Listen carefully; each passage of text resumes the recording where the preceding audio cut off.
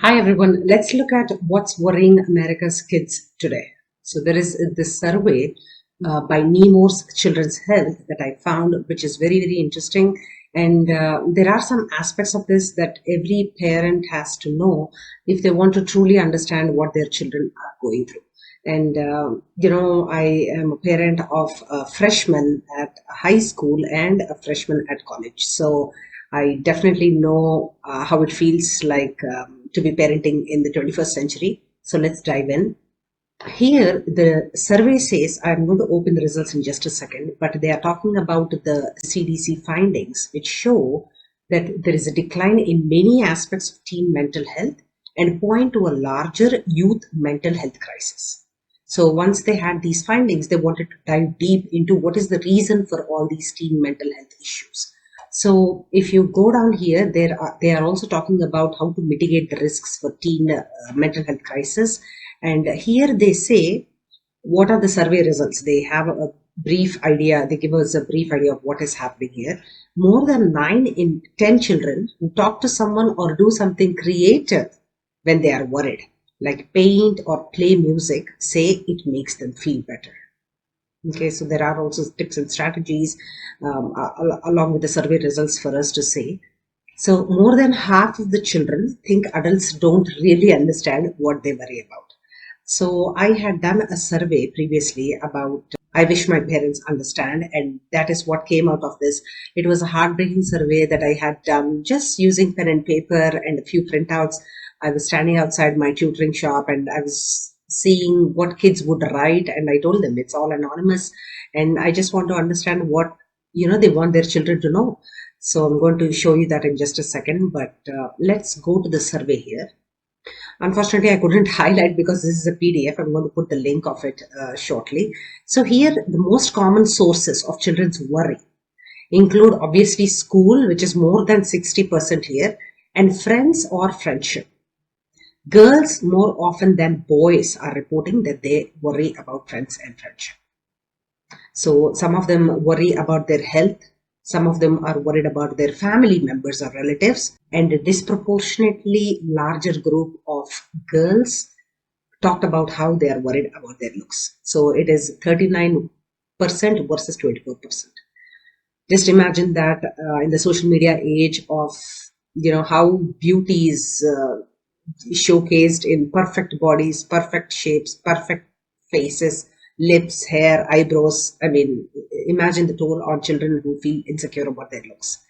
There is also worry once a week or more about their appearances. This is followed by school, being bullied, friends or friendship. So they're talking about the top most worries, right? So school, bully, friends or friendship, family members, and safety.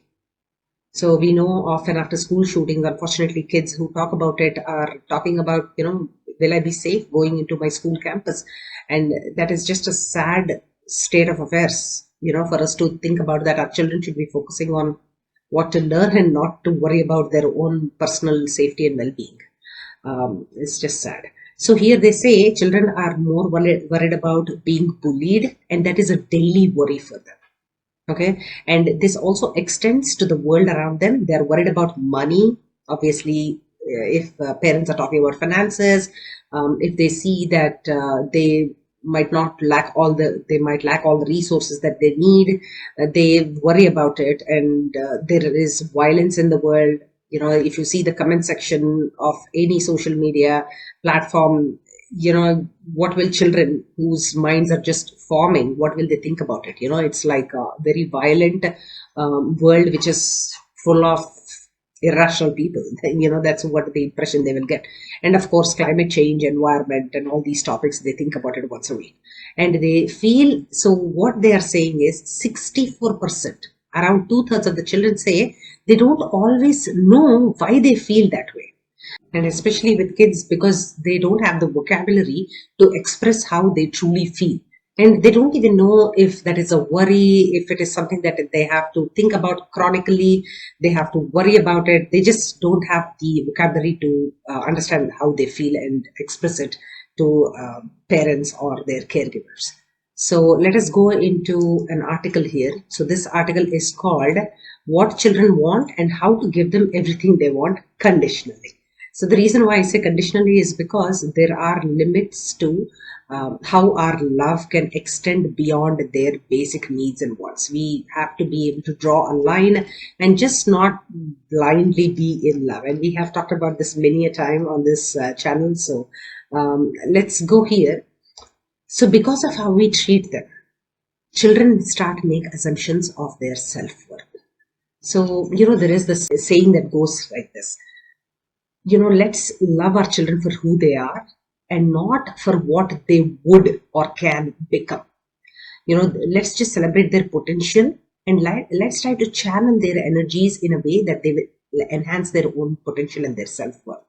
So here, my parents care only about my grades. I might be a cause for their disappointment. I'm not smart. My parents think that my friends are better than me. So these are the kind of constant worries children have. Children also crave a few things. Just like us humans, they have their little humans after all. They crave human connection, arms that hug to show care and love. Basic need for me as a human is I just want to be acknowledged as a living, breathing human. I want my presence to be felt. I want my, the do I even matter? Those are the questions I feel, and that is very similar to what children feel. They are always trying to figure out what their place is in the world. So please try to understand 21st century worries are completely different than the kind of worries we had. Of course, we were also having worries about our looks, but not in a way where we are comparing ourselves with a global teen population from all over the world. So let me do one more thing. I just have to show you the parent survey that I was talking about. This is a survey that I took outside my tutoring store where I was talking about, where I was talking to a few teens who were waiting for their parents to pick them up. I used to do that to just find out, what high schoolers were struggling with and what they wanted. So I'll post this link here and some of the generic words that I found. Yeah, okay, so let me show you. So one of the things that made me very sad is I hate my mom's cooking. So since then I've become a little conscious about the way that I cook because, I felt bad for that child. I don't remember because there were a lot of pages that I had collected, but these were kind of a summary of mostly what people were saying, mostly what children were saying. So here is a list. High levels of stress, too much of work. They already have so many worries, guys. So it is a responsibility as parents to make life easy for them and something, every evening to look forward to and not something that they dread. Okay, thank you.